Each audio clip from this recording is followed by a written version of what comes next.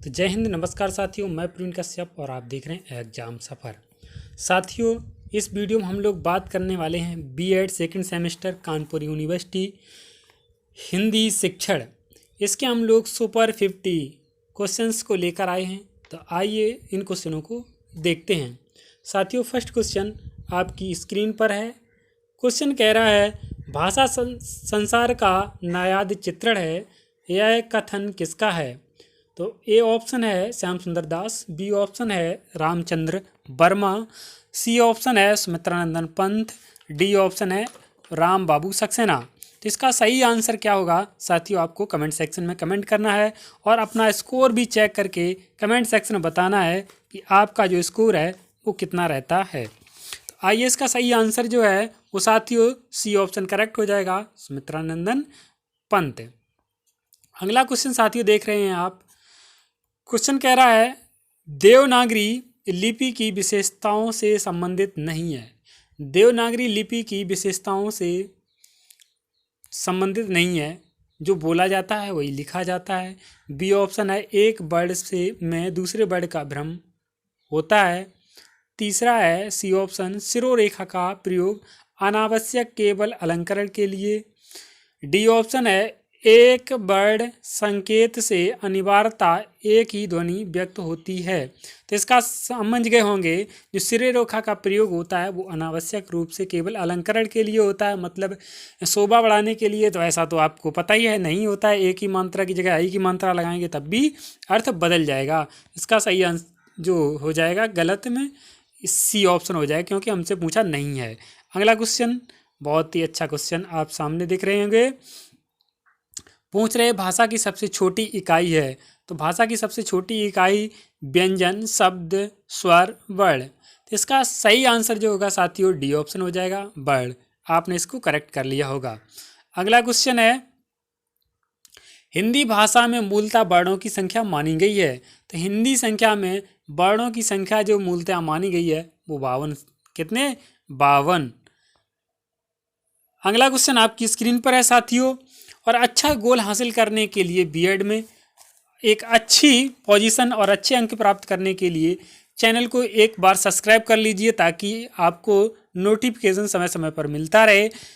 और comment section में comment कीजिए कि किस विषय पर आपको क्वेश्चंस चाहिए। वीडियो को लाइक ज़रूर करें ताकि मनोबल बढ़े, और चैनल को सब्सक्राइब करना होगा, क्योंकि आपको यदि नोटिफिकेशन समय पर चाहिए तो आपको ज़रूर चैनल को सब्सक्राइब करना चाहिए। और नहीं करते हैं तो कोई बात नहीं है, आपका उज्जवल भविष्य की कामना हम जरूर करते हैं, क्योंकि आप अगर अच्छे होंगे तो आप बाद में चैनल को जरूर सब्सक्राइब करेंगे। क्वेश्चन नंबर 5 देखते हैं। हिंदी में स्वर होते हैं, तो हिंदी में स्वरों की संख्या कितनी होती है? A option 10, B option 11, C option 9, D option 14। तो इसका सही आंसर हो जाता है बी ऑप्शन, यानी कि 11। अगला क्वेश्चन देखते हैं। अगला क्वेश्चन है, ध्वनि विज्ञान में अध्ययन किया जाता है मानव के मुख से निकली श्वास का, मानव के मुख से निकली ध्वनि का, सी ऑप्शन है मानव के मुख से निकली नीख का, और डी ऑप्शन है इनमें से कोई नहीं। तो इसका सही आंसर हो जाता है मानव के मुख से निकली ध्वनि का। तो बी ऑप्शन इसका करेक्ट हो जाता है। अगला क्वेश्चन साथियों आपकी स्क्रीन पर है। घड़ी साज शब्द है, देशज शब्द है, संकर शब्द है, विकारी शब्द है, रूढ़ शब्द है। तो इसका सही आंसर क्या होगा साथियों, कमेंट सेक्शन में कमेंट कीजिए। यदि आप अच्छी तैयारी करते हैं तो आप इसका क्वेश्चन का आंसर लगा चुके होंगे।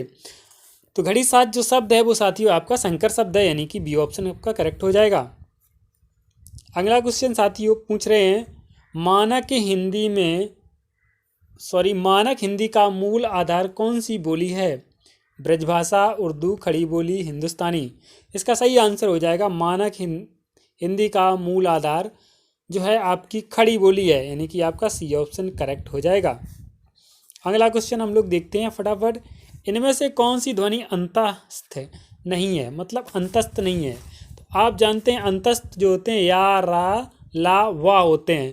तो या, रा, ला, वा की जगह आपका छा रख दिया गया है। तो इसका आंसर जो हो जाएगा वो नहीं है में आपका हो जाएगा बी ऑप्शन, यानी कि छा जो है वो आपका अंतस्थ नहीं है। तो कमेंट सेक्शन में कमेंट कीजिए कि छा कौन सा वर्ड है।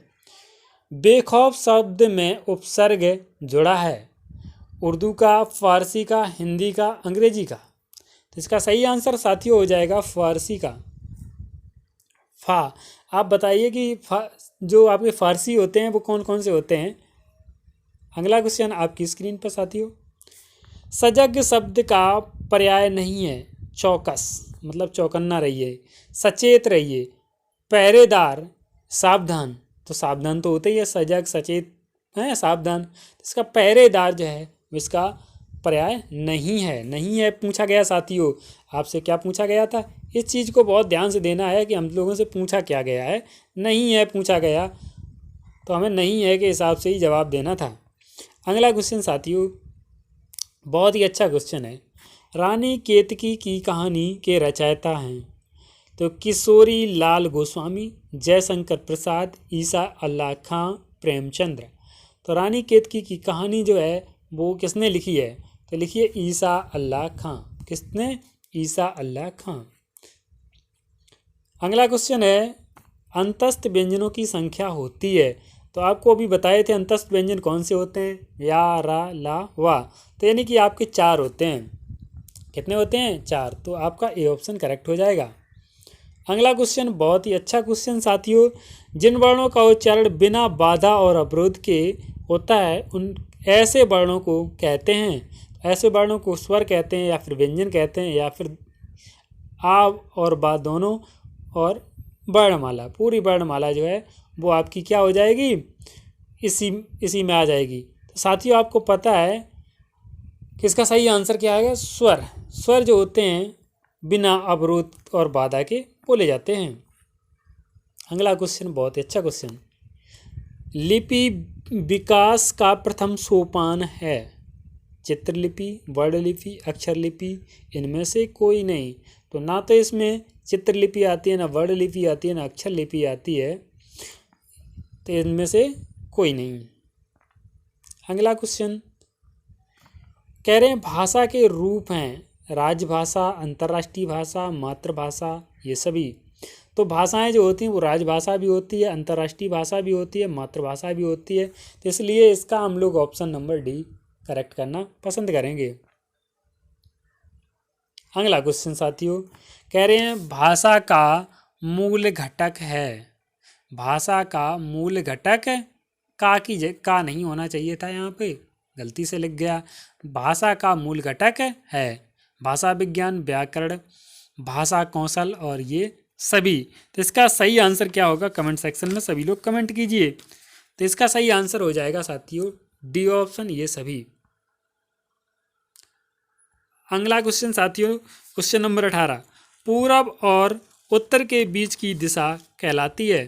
तो पूरब और उत्तर के बीच की दिशा क्या कहलाती है, बातायन, ईशान, वायन, क्षितिज। तो क्षितिज किसे कहते हैं ये तो जानते हैं, जहाँ पर जमीन और आसमान मिलते हैं उसे हम लोग क्या कहते हैं, क्षितिज कहते हैं। इसका सही आंसर हो जाएगा पूरब और उत्तर की बीच की दिशा जो होती है वो आपकी ईशान हो जाती है। क्या हो जाती है, ईशान हो जाती है। अगला क्वेश्चन है संस्कृत के वे शब्द जो हिंदी में ज्यों का त्यों प्रयुक्त होते हैं वे कहे जाते हैं। तत्सम कहे जाते हैं, तद्भव कहे जाते हैं, तद्भव कहे जाते हैं या फिर तत्सम कहे जाते हैं, संकर कहे जाते हैं या फिर देशज कहे जाते हैं। इसका सही आंसर हो जाएगा, इसका सही आंसर जो है साथियों तत्सम। क्या हो जाएगा, तत्सम। अगला 20 नंबर क्वेश्चन बहुत ही अच्छा क्वेश्चन। शिक्षण की गति आधारित होनी चाहिए। शिक्षण की गति आधारित होनी चाहिए छात्रों के सीखने की गति पर, परीक्षा तिथियों पर, कालांश पर, अध्यापक कार्य पर। इसका सही आंसर जो होगा वो क्या हो जाएगा, कमेंट सेक्शन में फटाफट कमेंट कीजिए। छात्रों के सीखने की गति पर, यानी कि ए ऑप्शन इसका करेक्ट हो जाएगा। अगला क्वेश्चन साथियों आपकी स्क्रीन पर है। शिक्षण को सीखने के संगठन के रूप में सर्वांगीण प्रकार से परिभाषित किया जा सकता है, यह परिभाषा है। तो ये परिभाषा किसकी है, रायवर्न की है। ये परिभाषा किसकी है साथियों, रायवर्न की है। अगला क्वेश्चन, कक्षा शिक्षण तब अच्छा होता है जब कक्षा के सभी छात्र, कक्षा शिक्षण तब अच्छा होता है जब कक्षा के सभी छात्र शांत बैठे हों, प्रश्न पूछने व उत्तर देने में तत्पर हो। गण फिर लिखा है इसका गणवेश में हो। गणवेश में हो मतलब ड्रेस कोड में हो, और इनमें से कोई नहीं। तो जब शिक्षण कौशल कब अच्छा होगा? प्रश्न पूछने व उत्तर देने में तत्पर हो। जब बच्चे प्रश्न पूछते हैं और उत्तर देते हैं, मतलब टीचर से क्वेश्चन करें और टीचर बच्चों से क्वेश्चन करें, और इसके बाद उनके आंसर बच्चे भी बताएं और टीचर भी बताएं जहाँ पर बच्चे ना बता पाएँ, तो तब शिक्षण कौशल अच्छा होता है। अगला क्वेश्चन, निम्न में से कौन सा शिक्षण सूत्र गेस्टॉल्ट मनोविज्ञान पर आधारित है? इसका सही आंसर होगा पूर्ण से अंश की ओर। क्या होगा इसका आंसर? पूर्ण से अंश की ओर। तो इसका बी ऑप्शन करेक्ट हो जाएगा। अगला क्वेश्चन पूछ रहे हैं, खेल पर आधारित शिक्षण विधि है। तो खेल पर आधारित जो शिक्षण विधि है वो कौन सी है? किन्नर गार्डन। भैया गार्डन में बच्चे खेलते हैं, इसको रट्टा मार लीजिए, किन्नर गार्डन। अब आज के बाद आप नहीं भूलना चाहिए कि खेल पर आधारित शिक्षण विधि कौन सी है? तो किन्नर गार्डन। भैया गार्डन में बच्चे खेलते हैं। लो, वास्तव में प्रश्न सबसे अच्छा उत्तेजक है और यह शिक्षक को शीघ्र उपलब्ध हो जाता है। यह कथन किसका है? कमेंट कीजिए भैया। कॉर्लविन। क्या हो जाएगा इसका आंसर? कॉर्लविन, यानी कि बी ऑप्शन इसका करेक्ट हो जाएगा। अगला क्वेश्चन साथियों आपकी स्क्रीन पर है। कह रहे हैं प्रयोग प्रदर्शन विधि का गुण है। क्या कह रहे हैं? प्रयोग प्रदर्शन विधि का गुण है सक्रिय वातावरण, स्थायी ज्ञान, फिर कह रहे मानसिक विकास में सहायक और प्रयुक्त सभी। तो इसका सही आंसर क्या होगा? कमेंट कीजिए। तो इसका सही आंसर जो है वो साथियों हो जाएगा आपका उपयुक्त सभी। अगला क्वेश्चन साथियों आपके सामने है, बाल केंद्रित शिक्षा का उद्देश्य है। बाल केंद्रित शिक्षा का उद्देश्य है बालकों के नामांकन में वृद्धि, बालकों का शारीरिक विकास, बालकों का सर्वांगीण विकास, बालकों को खेल सिखाना। बाल केंद्रित शिक्षा का उद्देश्य क्या है? आप अपनी मर्जी से एक बार कमेंट करके बताइए कि आपका ये आंसर सही निकलता है कि नहीं। भैया बाल केंद्रित शिक्षा का उद्देश्य होता है बालकों का सर्वांगीण विकास, यानी कि सी ऑप्शन करेक्ट हो जाएगा। अगला क्वेश्चन देखते हैं साथियों, संज्ञानात्मक क्षेत्र से संबंधित नहीं है। जानना, समझना, चिंतन करना, समयबद्धता। तो इसका सही आंसर क्या होगा साथियों? सभी लोग कमेंट कीजिए। तो इसका होगा समयबद्धता, क्योंकि यहाँ पर पूछा गया नहीं है। अगला क्वेश्चन साथियों, सुकराती विधि कहते हैं। तो साथियों कमेंट कीजिए कि सुकराती विधि किसे कहते हैं। भैया सुकरात जो हैं वो प्रश्नोत्तर विधि, आप याद कर लीजिए। सुकरात एक टीले पर खड़े हो जाते थे, वहाँ से लोगों के प्रश्नों का जवाब देते थे, वो लोग क्वेश्चन करते थे, वो जवाब देते थे, ऐसे करके समस्या सॉल्व हो जाती थी। तो सुकरात की प्रश्नोत्तर विधि। अगला क्वेश्चन है भैया, प्राथमिक स्तर पर दबे समिति में किन विषयों में अपेक्षित अधिगम स्तर का निर्माण किया जाता है? तो इसका सही आंसर हो जाएगा उपयुक्त सभी। भाषा अध्ययन, गणित अध्ययन, पर्यावरण अध्ययन, तो ये इसके सभी आंसर हो जाएंगे। अगला क्वेश्चन देख रहे हैं आप लोग, किंडरगार्टन प्रणाली शिक्षण के किस सिद्धांत पर आधारित है? तो किंडरगार्टन प्रणाली शिक्षण के किस सिद्धांत पर आधारित है? आप लोग इसका कमेंट में जवाब दीजिए साथियों। क्रियाशीलता या करके सीखने के सिद्धांत पर किंडरगार्टन कहते हैं। भैया करके सीखो, क्रियाशीलता क्या करके सीखो, ये ऑप्शन इसका करेक्ट हो जाएगा। अगला क्वेश्चन कह रहा है, शिक्षण सूत्रों के प्रयोग से शिक्षण प्रक्रिया में निम्नलिखित लाभ होता है। तो इसका सही आंसर क्या होगा? कमेंट कीजिए। इसका आंसर हो जाएगा उपयुक्त सभी। अगला है बालक प्रश्न पूछने की बजाय प्रश्न किए जाने से अधिक सीखता है। ये किसका कथन है? डिम्बल का, हर्बार्ट का, रूसो का या फ्रोवेल का? तो ये क्वेश्चन इसका जवाब होगा रूसो। ऐसा कौन कहते हैं? ऐसा रूसो कहते हैं कि बालक प्रश्न पूछने की बजाय प्रश्न किए जाने से अधिक सीखता है। अगला, वर्तमान शिक्षा का केंद्र बिंदु है। बहुत अच्छा क्वेश्चन पूछ रहे हैं। वर्तमान शिक्षा का केंद्र बिंदु है भैया, बालक को ध्यान में रखकर शिक्षा दी जाती है। किसे भैया? इसका सही आंसर क्या होगा? बालक को केंद्र में रखकर शिक्षा दी जाती है, तो इसका केंद्र बिंदु कौन सा होगा? वर्तमान शिक्षा का केंद्र बिंदु होगा बालक। अगला क्वेश्चन है 35। छात्रों से उत्तर निकलवाने में सहायक होती है शिक्षण कौशल, शिक्षण सूत्र, शिक्षण प्रविधियां, उपरोक्त सभी। तो इसका सही आंसर जो होगा उपरोक्त सभी हो जाएगा, यानी कि डी ऑप्शन करेक्ट हो जाएगा। कौन सा ऑप्शन हो जाएगा? इसका डी ऑप्शन करेक्ट हो जाएगा। छात्र से उत्तर निकलवाने में सहायक होते हैं कौन से? उपरोक्त सभी, शिक्षण कौशल, शिक्षण सूत्र, शिक्षण प्रविधियां। ठीक है, इस अगला क्वेश्चन देखते हैं। बहुत ही अच्छा क्वेश्चन है अगला। कह रहे हैं शिक्षण सूत्र पथ प्रदर्शन करते हैं जिसमें सिद्धांत से व्यवहार में सहायता के लिए अपेक्षा की जाती है। यह कथन है, यह कथन साथियों किसका है? तो टी रेमंड, रूसो, फ्रोवेल, वॉल्वियन, ये किसका कथन है? इसका कमेंट सेक्शन में जवाब दीजिए। इसका सही आंसर हो जाएगा टी रेमंड। कौन से हो जाएगा? टी रेमंड, यानी कि ए ऑप्शन करेक्ट हो जाएगा। अगला क्वेश्चन देखते हैं। विश्लेषण से संश्लेषण सूत्र का प्रयोग निम्नलिखित विषयों में किया जाता है। इतिहास विषय में, संगीत में, भूगोल में, संस्कृत में।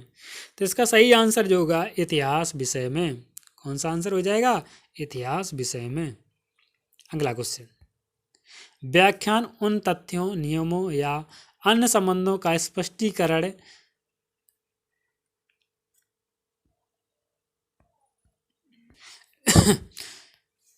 व्याख्यान उन तथ्यों, नियमों या अन्य संबंधों का स्पष्टीकरण जिनको शिक्षक चाहता है कि श्रोता उसे समझे। यह कथन किसका है? तो ये कथन जो है वो साथियों आपका हो जाएगा रूसो का। ये कथन किसका हो जाएगा? ये कथन हो जाएगा साथियों रूसो का, यानी कि सी ऑप्शन करेक्ट हो जाएगा। अगला क्वेश्चन, क्यूज वाद विवाद एवं अंत्याक्षरी भी एक रूप होता है। किसका होता है? प्रयोगात्मक विधि प्रविधि के, समूह चर्चा विधि के, कार्यशाला प्रविधि के या कहानी कथन प्रविधि के। तो इसका सही आंसर क्या होगा साथियों? इसका सही आंसर होगा समूह चर्चा प्रविधि का। भैया क्यूज वाद विवाद होगा तो 2 से 3 4 लोग तो होंगे। अंत्याक्षरी अकेले थोड़ी नहीं बैठ के खेल ली जाएगी, तो समूह चर्चा प्रविधि के। तो बी ऑप्शन करेक्ट हो जाएगा। इस तरह से इसका आंसर मार सकते थे।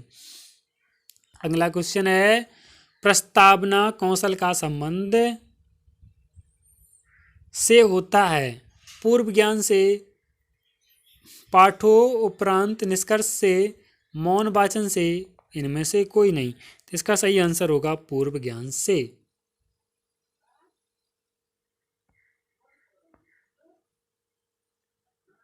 अगला क्वेश्चन है, शिक्षण पुनर्बलन की आकस्मिकताओं का क्रम है। यह परिभाषा है। तो ये परिभाषा किसकी है? वी.एफ. स्किनर की है। किसकी है? वी.एफ. स्किनर, यानी कि बी ऑप्शन करेक्ट हो जाएगा। अगला क्वेश्चन है साथियों, शिक्षण का मूलभूत सिद्धांत है। तो शिक्षण का मूलभूत सिद्धांत क्या है? क्रियाशीलता का सिद्धांत, अन्वेषण का सिद्धांत, आगमन विधि का सिद्धांत, उपयुक्त सभी। तो इसका सही आंसर क्या होगा? आप कमेंट सेक्शन में कमेंट कीजिए। 42 का जल्दी से। क्रियाशीलता का सिद्धांत, यानी कि ए ऑप्शन करेक्ट हो जाएगा। अगला है आपका, शिक्षण का सर्वाधिक महत्वपूर्ण उद्देश्य है बालक का स्वास्थ्य ठीक रखना, उपयोगी ज्ञान प्राप्त कर सर्वांगीण विकास करना, पर्यावरण की शिक्षा देना, जनसंख्या शिक्षा देना। इसका सही आंसर क्या होगा? 43 फटाफट। उपयोगी ज्ञान प्रदान कर सर्वांगीण विकास करना। भैया सर्वांगीण विकास करना रट्टा मार लो, ठीक है।